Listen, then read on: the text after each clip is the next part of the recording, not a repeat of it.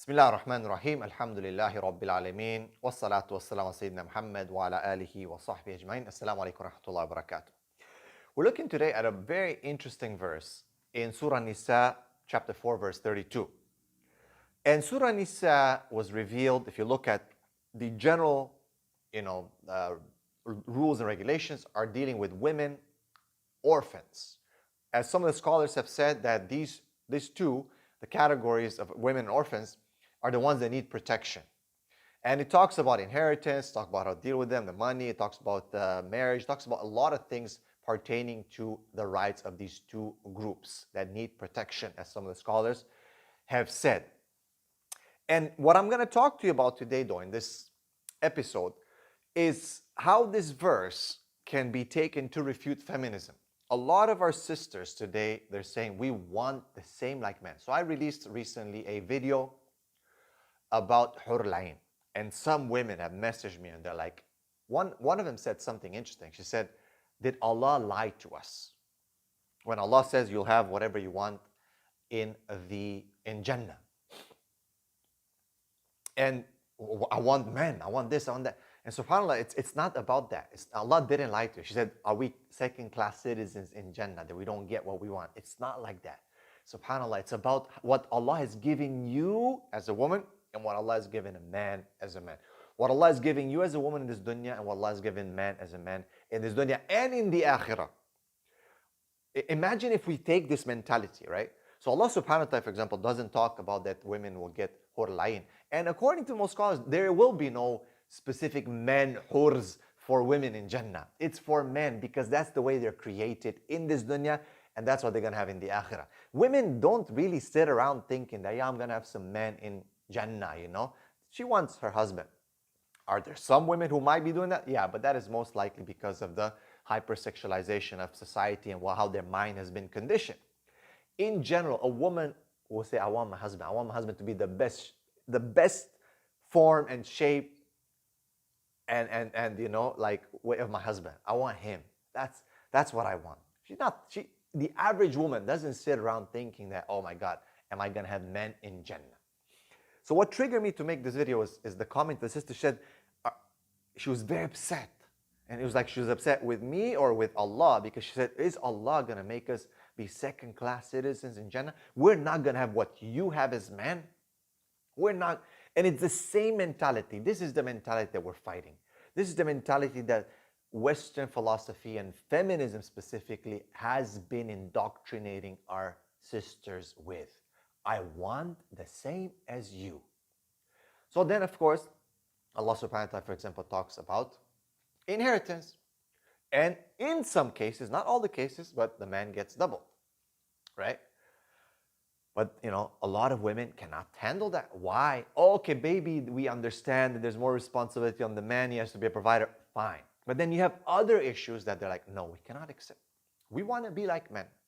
We want to have everything like men. We want to be leaders, because who says that we cannot be leaders? Then you give in the hadith of the Prophet, no, that has a certain context, because Sheikh so-and-so said so. All right, then you give something else. No, then you give the actual example that at the time of the Prophet, the Khalifs, there was no woman Khalifa. No, but there was a woman who was patrolling the market at the time of Umar Khattab, or at the time of this Khalifa. Okay, you want to go patrol the market, go ahead, but you're not going to be a Khalifa. See, it's not about targeting women or having an issue. It's about what Allah is giving you.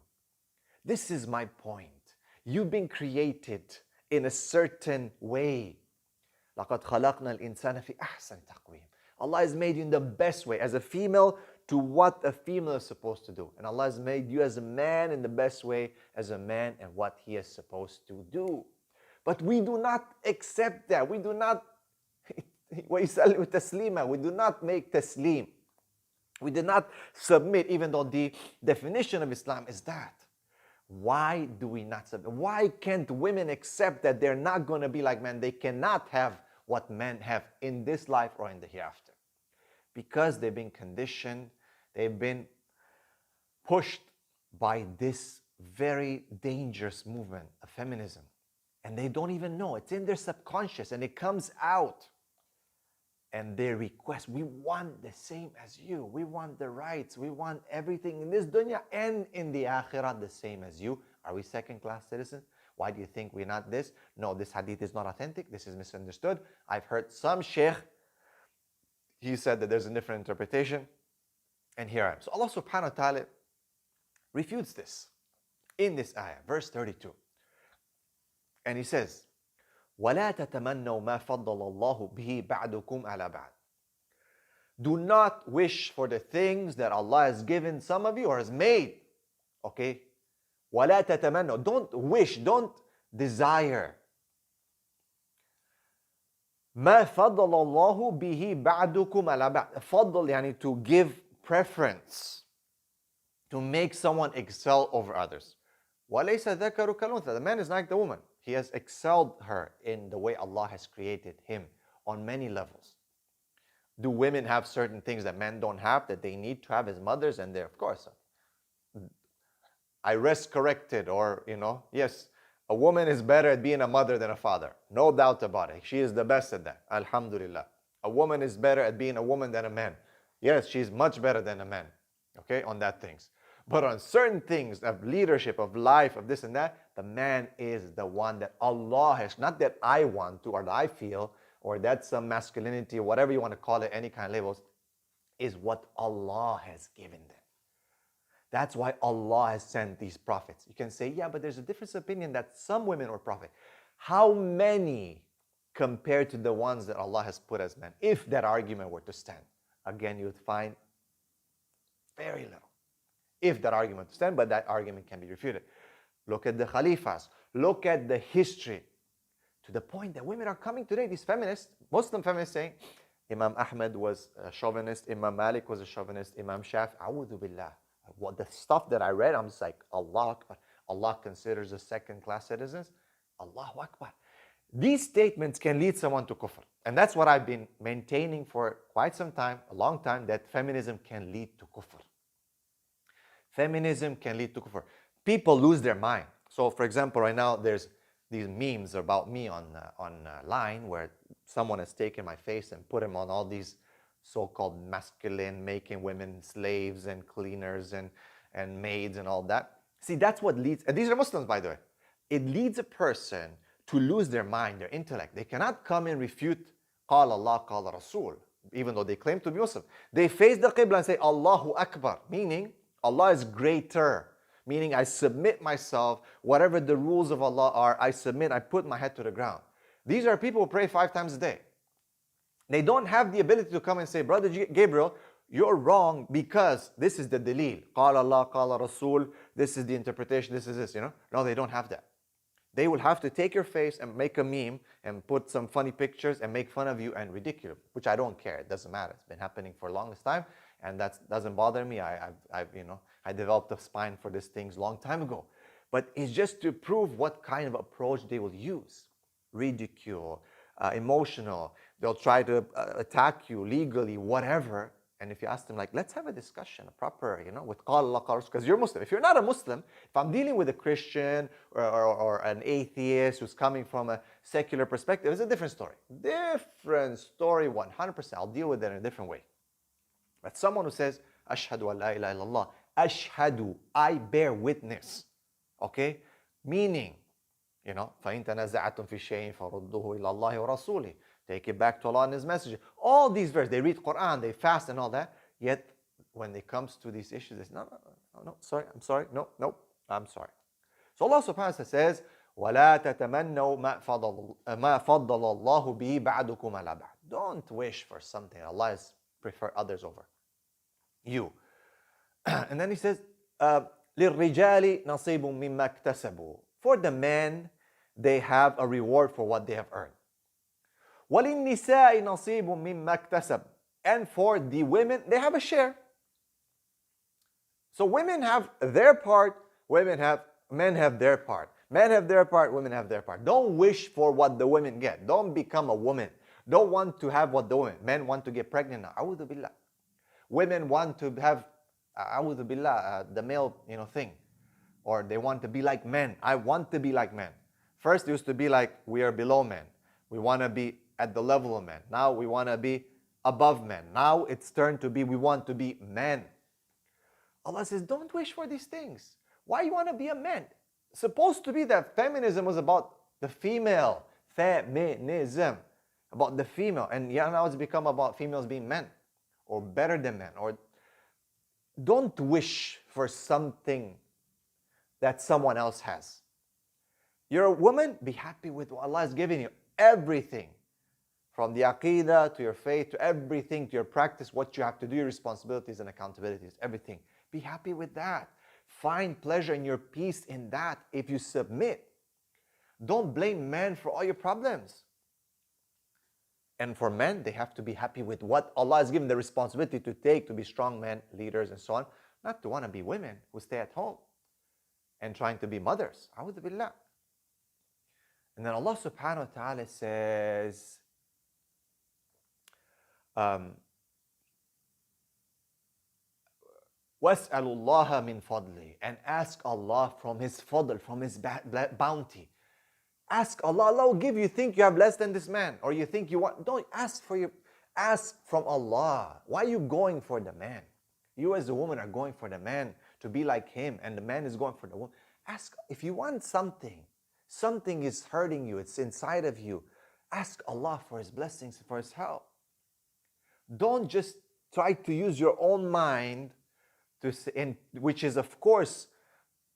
It is changed, it is conditioned, influenced by what's happening around. Ask Allah. Ask Allah. وَاسْأَلُ اللَّهَ مِنْ فَضْلِهِ إِنَّ اللَّهَ كَانَ بِكُلِّ شَيْءٍ عَلِيمًا. Allah is over all things. He's seeing, He's overseeing, He's all-knower. Brothers and sisters, women specifically, sisters, because you're the ones who get affected by, but men also, we have men feminists. Be happy of being a woman. Be proud of being a woman, a mother, a sister. Allah is giving you the best. Allah is giving you to nurture souls, human souls. Be happy of that. Don't want to be a man. And men don't want to be women. Don't act like women, dress like women, behave like women, step down like women. A'udhu billah, what you're doing. Be happy with what Allah has given. Don't look at the other. This is what we're suffering today. Look around. People are confused. There's gender confusion, gender neutral. Why? Because of this. This is where it started. People wanted to have equality. There is no such thing as equality in Islam. It is equity. I can give, you telling me, if I have 5 men, 5 women, and 10 pairs of shoes, everyone will get size 8, black color, it's going to fit them, it's going to be good for them. No, that's equality. Equity will be for each shoe, each foot will be a certain shoe that fits that foot. That's equity. Islam deals with equity. That's why the rules, sometimes people who don't have any brain, who don't have correct approach in reasoning will say this is unfair. Islam is unfair. Right? It's not unfair. All you have to do is go a bit deeper than just the surface to understand the issue.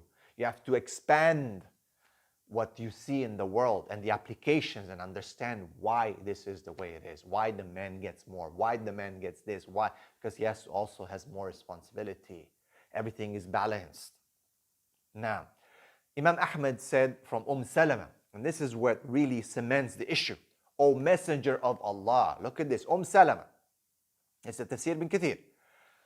Men go to battle, but we do not go to battle.